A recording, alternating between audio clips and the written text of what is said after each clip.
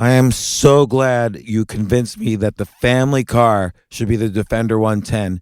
It is so beautiful inside, it's so comfortable, and it just feels indestructible. Yes, it really is. I've been waiting a long time for the new model to come out. The Defender 110, I'm telling you, it's my favorite car of all times. It's my third one.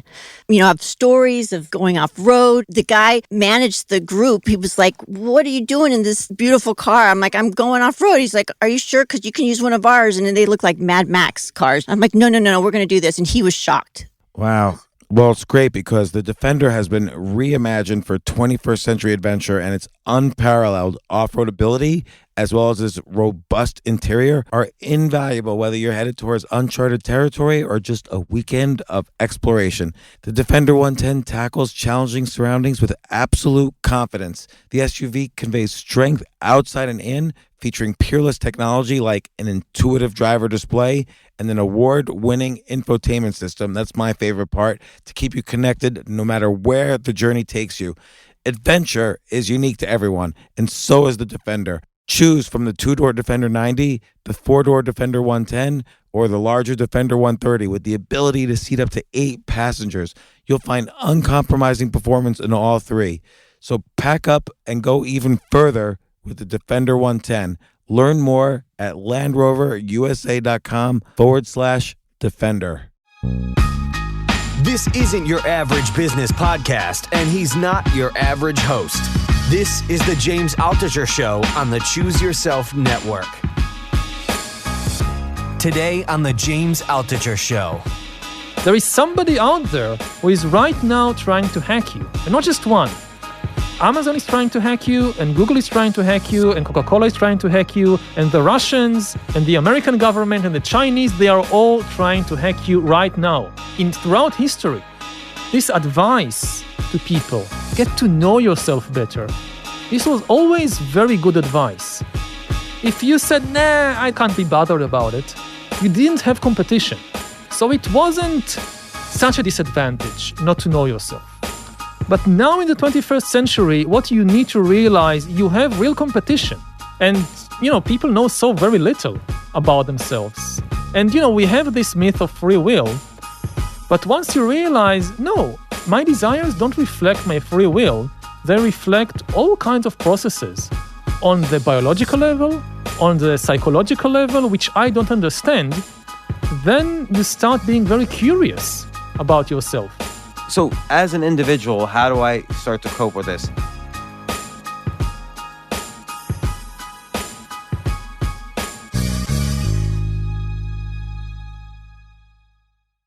Yuval, you want to just get started? Yes, I'm ready. Okay.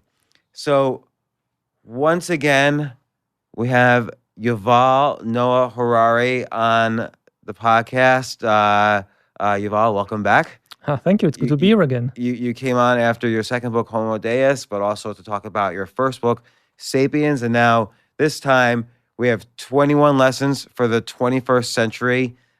Each lesson is mind-boggling how smart and how many questions you ask about where our species is heading and how we have to think about now. I think you described it as, Sapiens was kind of about the past, the history of the human species. Homo Deus is about the potential future, even the far future, or where we are going as a species.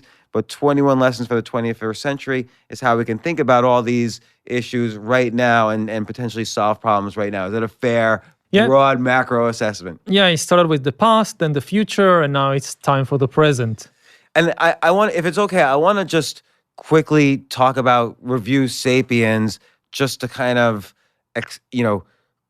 demonstrate the way you think. Because Sapiens is such an interesting book. I mean, there is a close connection between the books. I mean, the new book, 21 Lessons, it really takes the insights from the previous two books and bring them to bear on the present moment. So we talked about Neanderthals and we talked about cyborgs. What does this tell us about Brexit and about the current crisis in the economy and climate and so forth?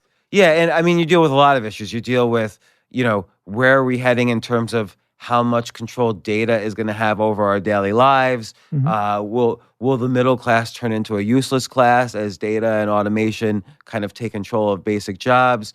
What's the role of liberalism as a philosophy for guiding governments when there might be humans with more capabilities than others due to control over data? There's many questions you ask, and I think questions even more than answers, which is always interesting. Yeah, it's a book of questions. It's not a book of answers. It's not like, okay, read this and you know what you need to do in the world. It's more like, let's open a discussion about what we need to do. And actually, let's focus the discussion, because we are having a lot of discussions and many of them are about the wrong subjects. Well, it's interesting. And I want to get to that in a second. So today, Bill Gates actually in the New York Times wrote a great review of your book. And I'm just curious, does Bill Gates ever call you on the phone and say, hey, Yuval, what do you think of this? Maybe he calls Itzik because I don't have a phone. But as far as I know, no, he hasn't called us yet. You don't have a phone? No, not a smartphone. I have a landline, but nobody knows the number. You have a landline. Is it the kind of dial where you have to dial all the way around in a circle? No. It has you press numbers, but I don't have a smartphone like a mobile phone. Are you trying to keep away from social media? I'm trying to conserve my time and attention, and it can be such a draw, such a distraction. I don't think I would have the time to write books if I would have the smartphone. I guess that's true, because a lot of people use social media to promote their ideas, but for you're able to promote your ideas through books that are widely read. I mean, they've been read by millions of people, so you don't really need to put an extra... No, I have social media. I mean, I have a Facebook account and a Twitter account, and so it is useful, I mean, to get to people. I mean, you do need to live in the 21st century. Lesson number one. Yeah, lesson number one. But I try to... I'm very careful about preserving my time and my attention. Attention is maybe the most important resource at present, and many devices like smartphones are really designed to grab your attention, to take over your attention. So that can be dangerous sometimes. I love it. So and you don't read the daily newspaper? Hardly ever. I read long books. I mean, I distrust short texts. Yeah. So if I really want to understand something, I try to find a good book about it. Well, clearly, because part of writing these books, particularly, they're so dense with knowledgeable information. And I don't mean dense in a bad way. I mean dense in a good way. You tell them so many stories, but you have to do there's a huge pyramid of research underneath. So you must be just constantly informing yourself, not from the latest news, but from, years and centuries of archaeological research, historical trends, and so on to do the research for these books. Yeah, I start reading a lot of books all the time. I drop like 90-something% of them after 10 pages. If I didn't learn something really interesting or new after 10 pages, I say, there must be some better book out there. I know it's not necessarily the best policy, and not necessarily the best policy for everybody, but that's my method. And, actually, that might not be a bad policy, because if they can't say what their main core idea is that they're trying to educate you with in 10 pages, what's the odds that they're going to do it in the rest this of the is book? Exactly my way of thinking. So maybe with things like, I don't know, Tolstoy's War and Peace, you can't have this policy, but at least with most nonfiction, it doesn't have to be the main idea, but you need to get some new insight, some new perspective from the first few pages. Otherwise, my impression is it's unlikely to come later on. And then even if you learn something in those first 10 pages, I feel like a lot of books, somebody has a good 10 pages they submit to a publisher, and then the publisher says, listen, this was great. We need another 300 pages now to put it in a bookstore. What's the odds that you're going to learn that much more in the next 300 pages? Well, in most cases, I mean, I can drop a book after 100 pages. That's also happened. That I read the first 10 pages, it was very interesting, and then I keep reading, and after 100 pages, I realize, okay, so it wasn't what I expected. But my main message is that really I focus on a very broad spectrum of material, And the way to manage it is to try to stick with something that really changes the way that you see the world. I mean, this is kind of the balance. I mean, if you're going to, if you read just one or two things every week instead of many, many different articles, at least these one or two things should be profound and important in some way. Yeah, you bring up an interesting point because this is related to your writing. I feel like you don't write something unless you've really thought about how the current ways we think about an issue need to at least be questioned. Mm-hmm. And so you raise the question. So for instance, in Sapiens, you bring up, I'm going to skip to the middle, but you bring up the really interesting point that in 10,000 BC, the so-called agricultural revolution, where mankind starts harvesting and farming wheat, was actually a negative to the species in many ways. It was a positive in that we could feed 1 billion people, Mm-hmm. but it was a negative in that we suddenly changed our diet to just focus on a wheat-based diet instead of plants, vegetables, animals, what we were doing before, and that our brains might have even shrunk as a result of not being aware of, the 3 or 5 mile radius around us. We're just sort of focused on the very specialized farm work we were doing. Mm-hmm. And that led to, city-states and kingdoms and wars and so on as we kind of, fought each other for resources. So all of this became like a net negative. Basically, for most people, life just became harder. Of course, if you're a king or if you're some high priest or even a philosopher, then life was relatively good and better in many ways than as a hunter-gatherer in the Stone Age. But most people weren't kings and weren't aristocrats. They were peasants and farmers and herders, and their life in many ways was much harder than before.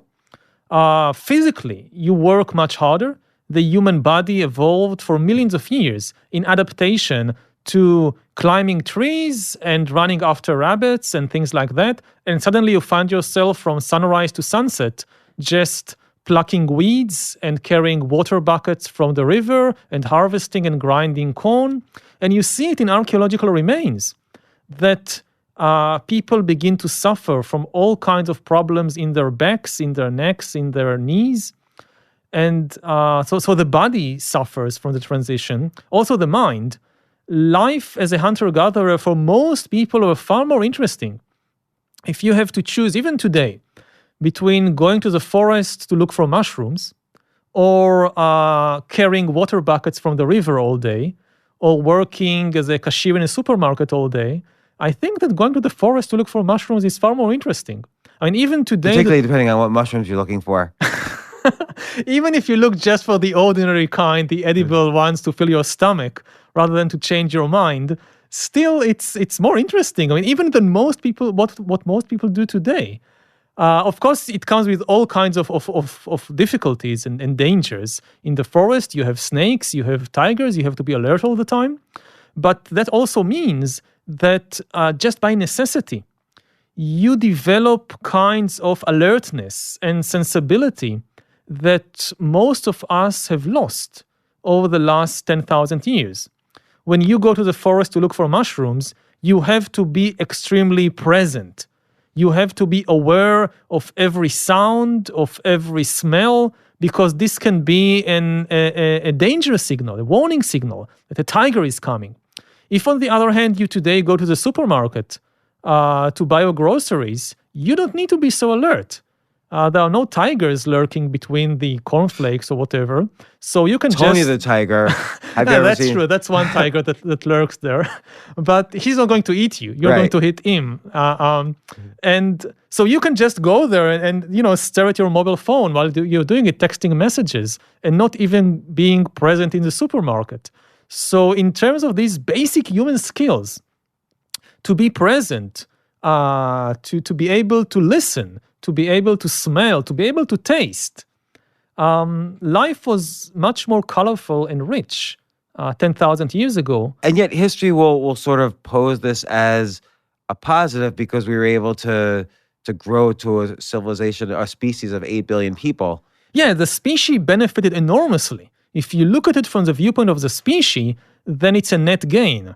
But if you look at it from the viewpoint of a 3-year-old Chinese peasant girl who is dying from starvation 1,000 years ago, then it doesn't look so good. I mean, people as individuals paid an enormous price for our collective advance as a species. And most history books, of course, celebrate the advances of the species and tend to forget about the hard life of the individuals that make all this possible. And you start, I want to ask you a little bit more about the thinking process of kind of going against these thousands of history books, but you start to make almost a parallel point about today's day and age and where the species is going with the rise of data. Yeah. You could almost compare the rise of big data and AI and the benefits, the touted benefits to the species is the same as the agricultural revolution, supposedly benefited the species in 10,000 BC. So how do you, we all grew up, reading the same, more or less, textbooks or ideas. How do you then kind of come up with this twist that instead of humans domesticating wheat and having this huge advance, I mean, it's called the agricultural revolution for a reason, you reverse it completely, that wheat domesticated humans. Yeah. Just maybe you can't answer this but particular idea that wheat domesticated humans it's not my idea, it comes from Jared Diamond's work. And many of the great insights or ideas like this one, they actually, the trick is to change the perspective. You tend to look at a story from one perspective. The easiest thing you can do, easiest in the conceptual sense of thinking, okay, let's try to find a new insight, is change your perspective. Don't look at it from the viewpoint of the king. Look at it from the viewpoint of the peasant. Don't look at it from the viewpoint of the humans. Look at it from the viewpoint of the cows or of wheat. And every time you change the perspective, you see a completely different world. And this is a trick that you can use when you make films, and it's a trick you use when you write history books. So like, I actually want to get to the 70,000 BC that you mentioned in Sapiens, but let's skip ahead. In this book, what were some of the perspectives that you so again, the book's called 21 Lessons for the 21st Century. What were some of the perspectives that you switched in order to get some insight? Well, one switch is to switch from the perspective of humans to the perspective of algorithms. How would algorithms understand humans? And the idea here is that we are used to understanding humans from the inside out, from our own experience, how we experience the world. But when you look at us from the viewpoint of a big data algorithm, we actually look like a huge organic or a huge biochemical algorithm that can be hacked and can be deciphered. And this is something, maybe the most important thing to know about life in the 21st century is that we are now hackable animals. And this is something that most people refuse to accept because it completely contradicts their perspective of the world. They view the world from inside out. And from that perspective, nobody out there can really understand me, can really understand the rich inner world that I'm experiencing. My desires, my choices, they reflect my free will. They reflect my human spirit. This is something that a computer will never be able to understand. And you see it, for example, in almost all the science fiction books and movies, that, the robots are rebelling and trying to kill all the humans, or the aliens are coming from outer space with their gigantic spaceships and laser guns and whatever, and humans you think that that's it. Humankind has absolutely no chance to resist the aliens or the rebelling robots. But in the end, the humans win. Why? Because the robots can't figure out something called love. They just don't understand it. So they lose because they don't understand how the humans sacrifice one another, or sacrifice themselves for one another because of love, or something like that.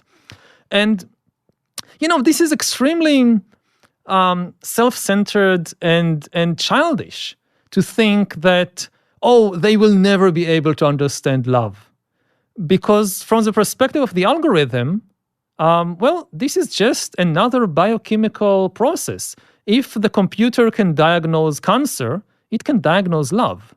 It's just a different different biochemistry. I love the parallel, though, of viewing love as a disease that could be potentially cured. But if you think about it, humans have been manually hacking this for, let's say, 100 years since the beginning of advertising. So Yeah. we walk around the street, we're flooded with thousands of advertising images a day. But again, the kind of mutual pact is that we know this, but we don't know this. We know that we are flooded by all these messages, but the common understanding is that the customer is always right. And it's the feelings and whims and the choices of the customers that the entire economy is built to satisfy. And the idea that no, but the choices of the customers, they have been programmed by the advertisement industry. You can't say this. I mean, we know it. Part of us know this. Because there's But testing, there's testing of ads to see which works. And so there's some algorithmic aspect even over the past, 20, 30 years, but it's intensified over the past 5 years. Exactly. I mean, the thing is that what began as a kind of carpet bombing strategy now becomes precision-guided munitions. So you don't show the same ad to everybody. You tailor the ad to the unique weaknesses and biases and cravings of the individual. You hack the individual instead of working by statistics. Well, and this is your point in the book that free will itself is kind of a myth. I mean, we already know that a lot of cognitive biases that we have no control over shape our decisions, but we still think we have largely more control over them than they have over us. But your point is that with data, we'll be able to analyze, well, what music triggers what parts of the brain, what images trigger what, the sales or greed parts of the brain, and so on. So that the first level is kind of data used for advertising, but the second level might be data used for much more insidious decision-making. Yes. If you get to know a person well enough, if you get to know a person better than that person knows himself or herself. And that's even on the inside, how the brain works and everything. And, people know so very little about themselves, both on the biological level, certainly, how many people really understand their brains, but even on the psychological level, on the mental level. We have an entire profession of therapists who are just trying to help us get in touch with ourselves because it's so difficult. And if you go and practice something like meditation, then at least when I started practicing meditation, I was struck by how little I know. I know almost nothing about my mind. And, we have this myth of free will, which in a way serves as a curtain that hides the reality about ourselves, that actually dampens our curiosity. Because if you really believe in the myth of free will, my desires reflect my freedom. I chose these desires. I chose everything that I do. Then you know everything. You understand yourself. You understand your desires. You know where they are coming from. There is nothing to investigate. But once you realize, no, my desires don't reflect my free will. They reflect all kinds of processes on the biological level, on the psychological level, which I don't understand, then you start being very curious about yourself. And I think that, in the 20th century, in throughout history, this advice to people, get to know yourself better, this was always very good advice, that you don't really know necessarily why you want this or why you want that. But for all of history, though you had all these Socrates and Buddha and Freud telling people, know yourself, if you said, nah, I can't be bothered about it, you didn't have competition. Still, you were a black box to the rest of humanity. So it wasn't such a disadvantage not to know yourself. But now in the 21st century, what you need to realize, you have real competition this time. It's not like in the days of Socrates. If you don't get to know yourself better, there is somebody out there who is right now trying to hack you. And not just one. Amazon is trying to hack you, and Google is trying to hack you, and Coca-Cola is trying to hack you, and the Russians, and the American government, and the Chinese, they are all trying to hack you right now. Right. And there's different layers. So for instance, Amazon's trying to hack you in the sense of, okay, Yuval bought this, and this, and our AI and our data about people similar to Yuval show that he will probably buy this next. Yes. And so that's what they'll start to show you. And then maybe 5 years from now, they'll send it to you yesterday what you were going to buy tomorrow. Yes. What's the next insidious level of that? So that's kind of almost a good thing. When does it start to get darker? Well, it's first they sell you a product. And it really started with selling products, all these methods. But now these methods are also being used to sell you politicians, which is a bit more insidious than selling people products. The next step is to start manipulating your desires instead of just fulfilling them. Yes, he wants this, but we can actually make him want that instead. And then it really becomes kind of the twilight zone.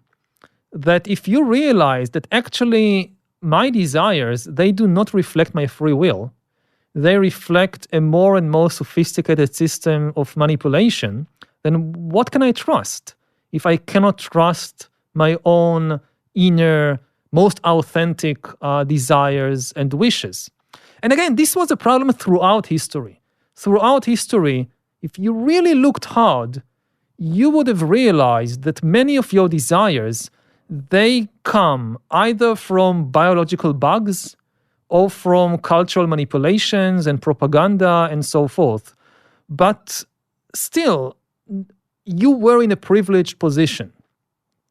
Nobody out there could really understand you better than you understand yourself. So you're saying like things like nationalism, or to an extreme fascism, or on the other side liberalism, or before that religion, were different man-made stories to potentially take control of your free will in a way that the kings or whoever could control. But now it's with digitalism, for lack of a better word, it could get deeper. They actually could get inside of you in ways that you can't say no to.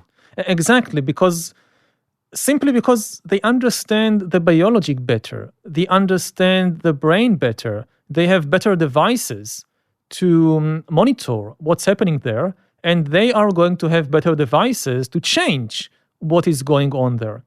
So what you tried to do 1,000 years ago with the priest preaching from the pulpit, you will be able to do in a far more invasive way in 10 or 50 years with all kinds of brain-computer interfaces and direct biological interventions. So it's not new. What do you mean by direct biological intervention?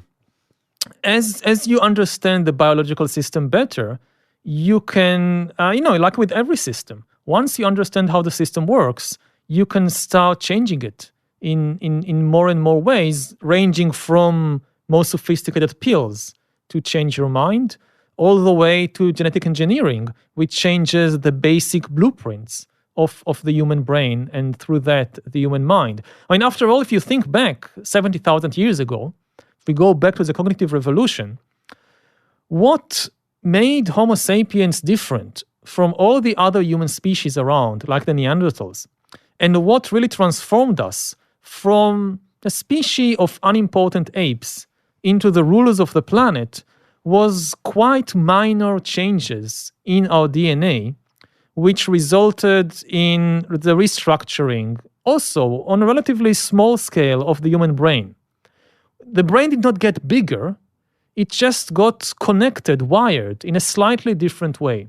And this was enough to turn this insignificant ape into the ruler of the planet. And just to mention, I mean, I thought this was so fascinating in Sapiens. 70,000 years ago, the cognitive revolution, you mentioned how Homo sapiens, as opposed to even other branches of human, like Neanderthals, developed the ability to essentially use imagination for storytelling and gossip, and this allowed us to work in bigger groups than just tribes. We can even work in groups of millions, and that allows us to conquer the world. And do you think it was just mutations, or what do you think As happened? far as we understand, I mean, the basic the basic fact is that we control the planet because we are the only mammals that can cooperate on a very large scale. No other mammal can cooperate flexibly on the scale of thousands and millions. And if you examine all these large-scale human corporations, what you find is that they are based on storytelling and on fictional and imaginary entities. We can cooperate with millions of strangers because we all believe in the same fictional stories about gods, about nations, about money, about corporations, all kinds of things that exist only in the imagination. Right, and you mentioned a great example where ISIS could destroy a town, but they'll save all the dollar bills they Yes. find. Even though they hate America, if it has George Washington on the bill, they'll keep it because we have this belief in the story of the American Of the dollar. Yeah, I mean, the dollar is a completely worthless piece of paper when we look at it from the perspective of a chimpanzee. You cannot eat a dollar bill, you cannot drink it, you cannot wear it. There is nothing that a chimpanzee can do with a dollar bill. And the same goes for Homo sapiens. There is nothing really useful that you can do with a dollar bill. So why is it so valuable? Because we have these most amazing storytellers in the world, not the ones that win the Nobel Prize for Literature, but the ones in the Federal Reserve. And they tell us this amazing story that you see this green piece of paper, this is worth a banana. And as long as everybody believes this story, it really works. I can go to a complete stranger whom I never met before, give him this worthless piece of paper and get a banana in exchange. And this is how the world works.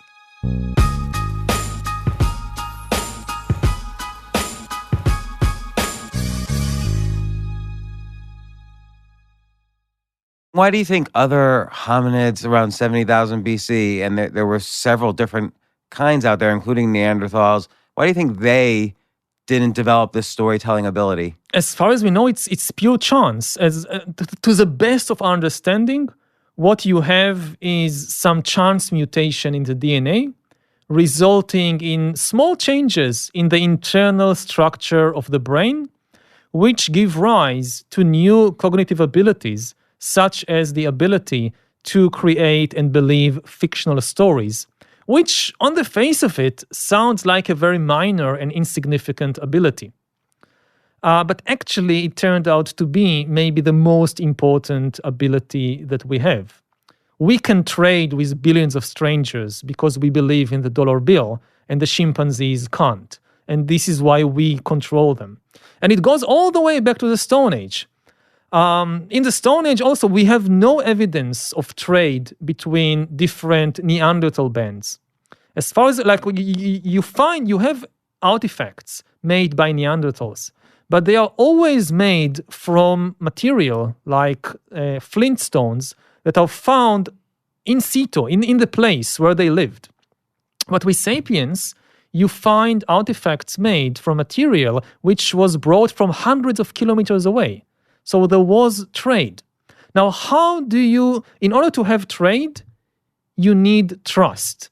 You meet in the middle of the jungle of the savannah this strange ape whom you don't know him or you don't know her, but you need to trust him or her to trade with them. So what do? You tell a story. The most basic story, as far as we can tell from anthropology, is an ancestor's tale. Yes, I don't know you, but actually, we are both descendants of the same great ancestor who lived a couple of generations ago. And if we both believe this story about the ancestor, we can trust each other. And amazingly, it's still the story on the dollar, because you have an ancestor there. Hey, you're the descendant of George Washington? Me too. So I can trust you. You can give me this banana now. So before getting into kind of some of the 21 lessons for the 21st century, because this is related, do you think sapiens as a species are more violent than other species have been? Because you mentioned, for instance, in Sapiens, we get to Australia, which is in itself an amazing feat. Like, how do we go over the water and even know that Australia is there, was going to be there? But then within 2,000 or 3,000 years, any species that could potentially hurt us is extinct. Like, do you think it's humans that are naturally violent, or would any species be violent and we happen to have this ability to work together? Some species are definitely more violent than others, and humans are quite violent, and chimpanzees are also violent. Maybe not the bonobos, but certainly the common chimpanzees are quite violent. The big difference is simply that we are far more powerful. It's a bit like with children and adults. Children are not nicer than adults. They are just weaker than adults. So most of the murders in the world are committed by adults, not because adults are more evil, simply because adults are more powerful. Yeah, it's interesting, actually, the transition between childhood and adulthood, ages 18 to 22, that's probably the most violent age. Yeah. When kids have the physical power of an adult. Yeah, but if you go even a step further and you think about the really big mass murderers, like Hitler and Stalin and Mao and all these people, they were in their 40s and 50s and 60s. So again, they are not necessarily... I'm not sure that Hitler would be the kind of guy you would be afraid to meet in a dark alley. There are much worse people to meet in a dark alley than Hitler. But I feel like this is a joke. No, really. We're in a stand-up comedy club. But I mean, he's not dangerous on the level of an individual you meet in some dark corner at night. He's dangerous when you put him in charge of a country. Or in charge of a storytelling machine. Or in charge of a storytelling machine. Because it was a propaganda machine, basically, that created the fascism that he spread. Yes. So it's a different kind of evil. And in this sense, it's not that we are more evil than chimpanzees. We are in charge of a far more powerful system. And therefore, our weaknesses, our fears, our hatreds can result in mass murder on a scale that is far beyond what the most vicious chimpanzee can accomplish. So then, bringing this into the present day and your 21 lessons for the 21st century, you start to look at how today's technologies may have exceeded our ability to essentially evolve with them. Yeah. Because we still have the same DNA we had, let's say, 70,000 years ago. And our challenge now is, what do? We got to look at all the worst case scenarios and ask the questions, which is what you do in this book. So, one of them being, what does the rise of data mean towards free will, which in turn, what does it mean towards our liberal philosophies of democracy and so on? You also look at, essentially the rise of AI and robotics, and what does this mean for moving our middle class to a useless class? Like, what would you say across these lessons? There's just common theme of we're losing power to the machines that we created and that some part of us might merge with. Like, what's your worst case scenario? Oh, the worst case scenario.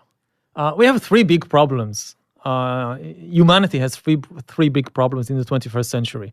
And these are nuclear war and climate change and technological disruption. And each of them is enough to destroy human civilization by itself. And when you combine them, you get a really toxic mix. And there's another characteristic of all three, which is that globalism could maybe, basically viewing civilization as one global society could potentially temper the risk. Yes. But we're probably not, at the end of Sapiens, we get this sense that we're on the direction of globalism. But the reality is there's volatility along the way. Yes. And we may not get to globalism in time because there's nationalism and so on right now. We are still much more united than in any previous time in history. We are far more connected. And there are more and more ideas and institutions that are common to all people across the world. Whether it's in politics, whether it's in economics, everybody uses the dollar. Even ISIS like to have dollars. Certainly when it comes to science, to things like medicine, how to build a hospital, how to cure a disease, how to build a bomb, everybody agrees on that. It's not like 1,000 years ago when you had very different medical systems and medical theories in different parts of the world. Take something like the FIFA Football World Cup just a few months ago. Try to get Argentinians and French and Japanese 1,000 years ago all to come to Russia and play a game together? Absolutely impossible. Not just because you don't have the transportation and the Russians don't even know that America exists. It's also because there is not a single game which everybody plays across the world. I mean, to think about the situation today when almost everybody, maybe not Americans, I hear that here football is not a big thing, but at least potentially, you do have some football, just potentially, that kids all over the world play exactly the same game according to exactly the same rules. An Argentinian meets an English football hooligan, and they can speak about the offside rule, and they know exactly what we're talking about. There is nothing like it 1,000 years ago. There is not a single game that all humans play everywhere. So you can't have something like that. We are far more united than ever before in this sense, but we are not united enough. In order to deal with any of these three big problems, nuclear war, climate change, and technological disruption, we need very significant global cooperation, because it should be absolutely clear none of these problems can be solved on the national level by a single government. And I think the fear is that, let's take nuclear war, the fear is that the technology will increase so fast, meaning it'll be easier and cheaper to make a nuclear weapon, that we don't evolve globalism enough to basically meet the challenge. Yeah, or another big problem, which is becoming more and more severe these days, is that as AI develops, it could completely destabilize the balance of power, the nuclear balance of power. In the kind of golden age of the Cold War, when you had the balance of power between the Soviets and the Americans, it was based on the robustness of the weapon systems. That you knew, that I knew, that you knew that you can destroy me. There is nothing I can do to protect myself. But the promise of the new technologies, and especially the rise of AI, is that you don't know. Maybe I have already taken over your nukes, and you just don't know it, because you don't realize that I have planted all kinds of logic bombs and Trojan horses and malware inside the system that controls your nukes. And I know it, but you don't know it. And this is extremely destabilizing. In such a situation, we are in a much worse position than in the Cuban Missile Crisis. Because if you cannot be sure that you have control over your nukes, there is no longer an effective deterrence.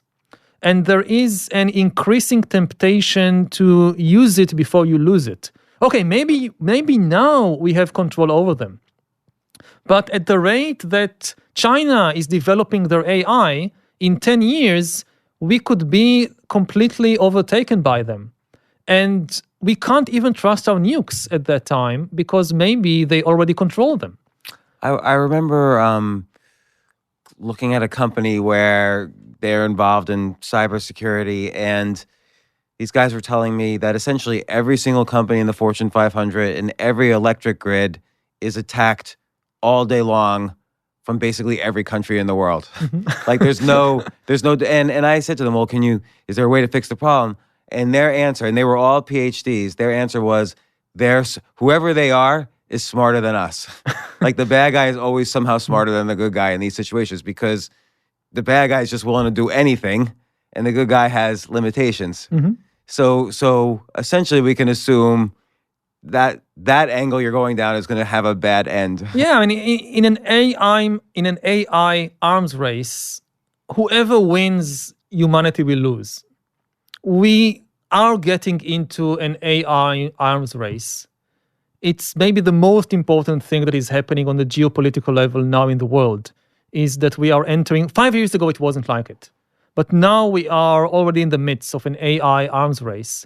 And this is a terrible situation, because it almost guarantees that all our worst nightmares about AI will be realized. Because every country will say, we don't want to do this terrible thing. We don't want to develop this dangerous technology, but we cannot trust our rivals to abstain. So we have to do it first. But, you can also assume still, if we assume they control us, they might not know that we control them. Yes. And there's still that kind of But it gamesmanship. makes it worse because the less you know, the more difficult it is to create effective deterrence, and the greater the temptation to just go ahead and do something. Well, what about, you mentioned also the potential for one class of humans to use AI to enhance their abilities, either enhance their brains or use biological innovations to enhance their physical skills. In a sense, another problem we potentially face in this century is the splitting apart of two species, like the superhumans and the regular Homo sapiens. Is that realistic, or does the fact that technology always get cheaper and cheaper and cheaper make anything that's accessible to the superhumans ultimately accessible to everyone?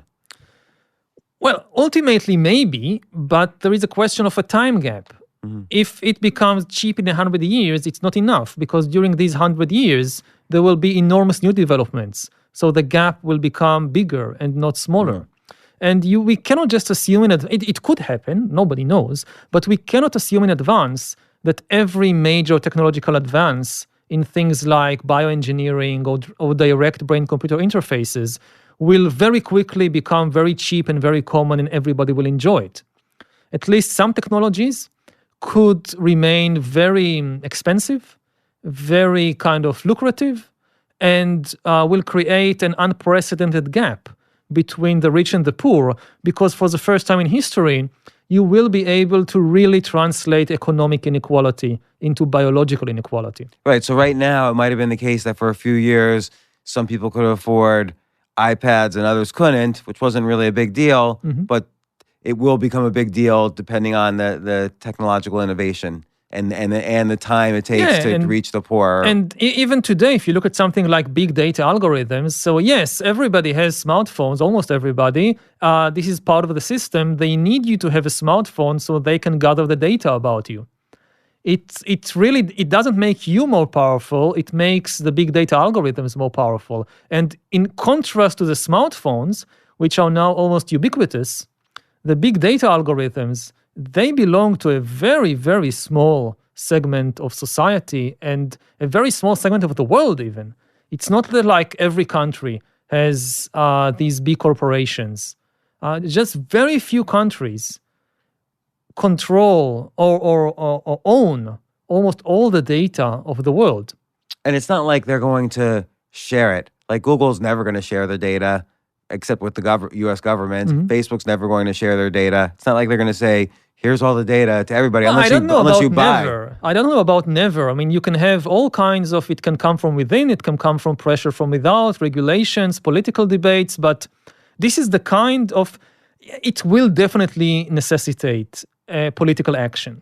So this is another problem that you mentioned. And then another problem you mentioned in terms of technological innovation is that the rise of AI and automation could turn the middle class into a useless class. So we're no longer shelving shelves at Walmart. These people are just simply, as opposed to everybody who worked on horses eventually worked on cars, it's not the case that everyone who is going to be replaced by AI will have a new industry to work in, because now the computers will be doing the jobs. Yeah, there will be new jobs, but most of the new jobs will be high-skilled jobs that demand all kinds of creative abilities and all kinds of highly professional skills. And for many people, it might prove impossible to retrain themselves, both because they lack the necessary education, they lack the necessary financial support to have a year or two to retrain themselves, maybe because they lack the psychological resources to reinvent themselves. But it's not like, in 1920, if you were a farm worker and you were laid off because they now have these tractors, they don't need you. So you move to Detroit or some big city and you go to work in a tractor factory. And this is, you don't need to spend a lot of time or effort to reskill yourself as a worker in a big factory.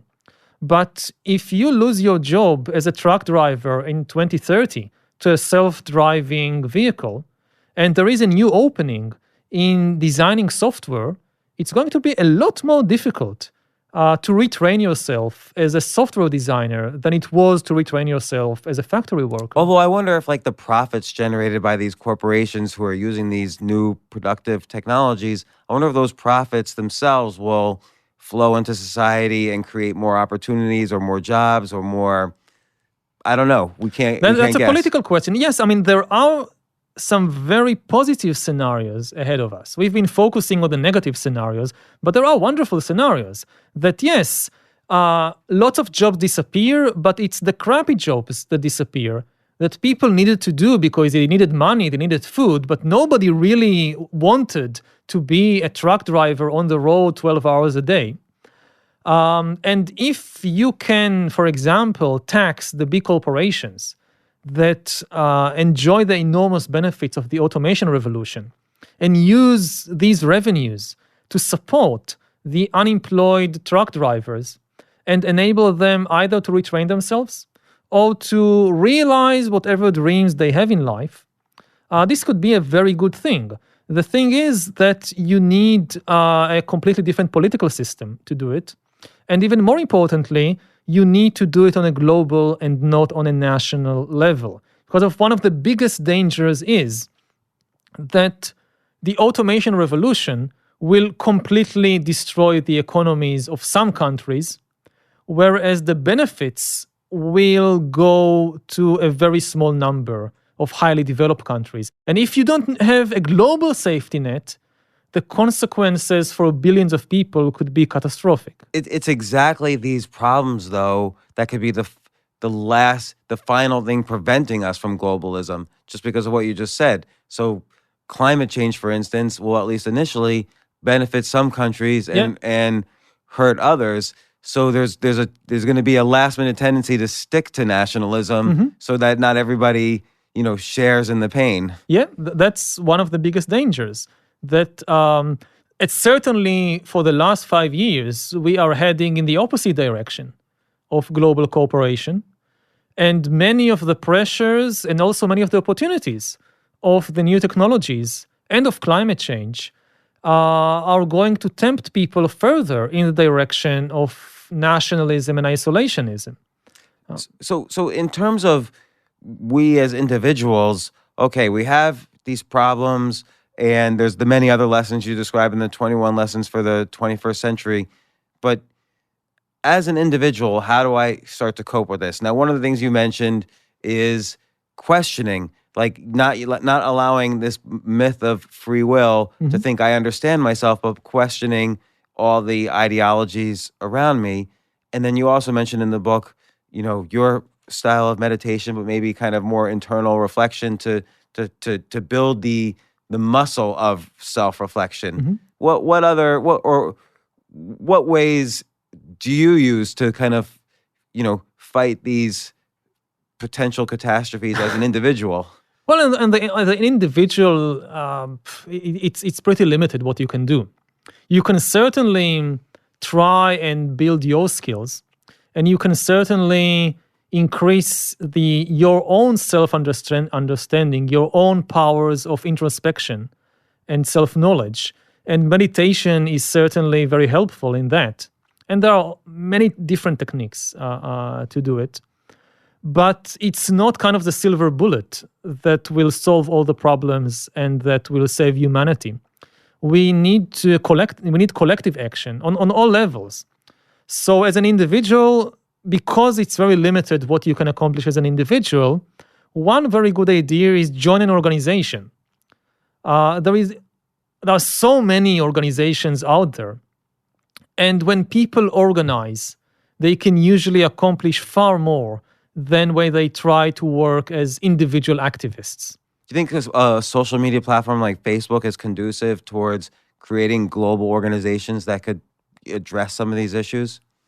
They work both ways. On the one hand, they make it easier for people to communicate and to form organizations with like-minded people, maybe even on the other side of the planet. On the other hand, they can also lock people inside these digital worlds when you think that just doing likes or signing online petitions, you've done your share. And actually, you need to go out into the offline world to make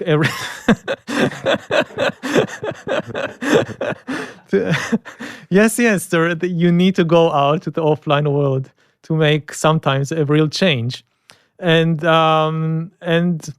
so if you are really troubled about these things, join an organization. This is one of the best advices that I can give.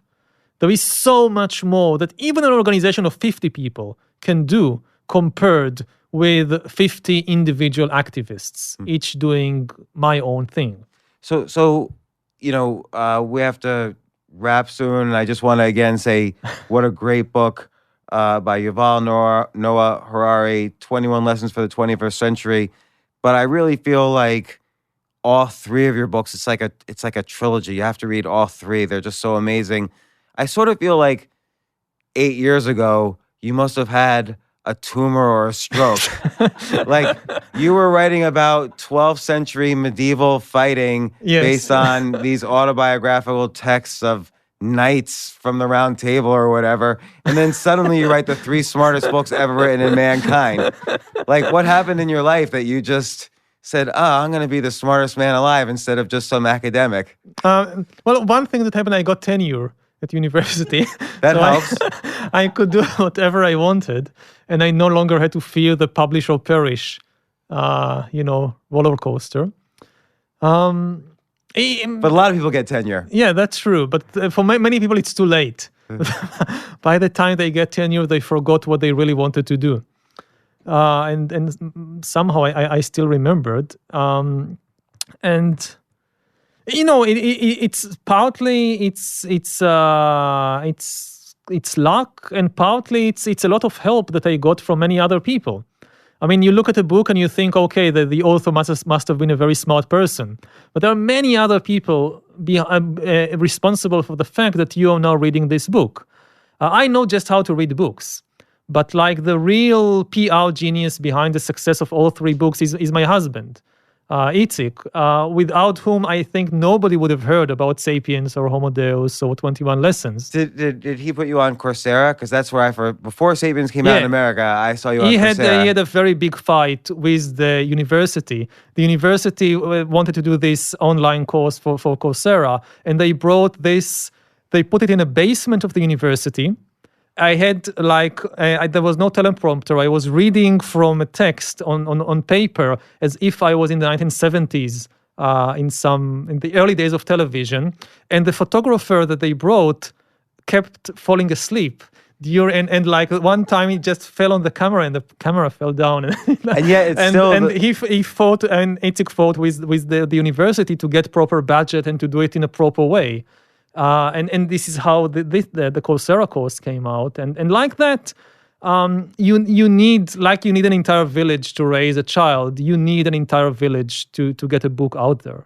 But I think also important, like what you said in the very beginning about not having a phone, that probably saves you. He carries the phone also. This is why I have the luxury. What if you're separate? How do you get in touch with each other? We have to meet. I'm going to try this no phone thing because I feel like that takes an hour or two a day because you get on the phone. The phone is just an app on your phone now. Like the rest is just like checking nonsense stuff. Yeah, and it's actually the new status symbol. If you're really important, you don't have a phone. If you work for somebody, you have a phone. That's interesting. Well, okay. Yuval Noah Harari, thanks once again for coming on the podcast. 21 Lessons for the 21st Century, but I also recommend Sapiens and Homo Deus. Is there going to be a 4th book? Are you thinking of it? I don't know. I'm going to give you an idea. You should set up a little company advising these major companies about what to do with their big data and advising governments how to deal with some of these issues. That could be a multi-million-dollar company. I'll think about it. I have a feeling you're not going to think too much about it. Thanks very much. Thank you.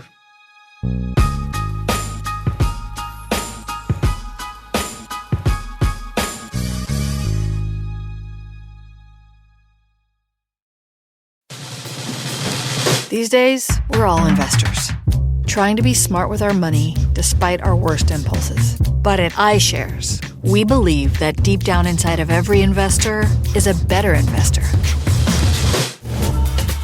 one that's just waiting to be let out. Explore iShares ETFs and insights and let your best investor out. Visit iShares.com for more information.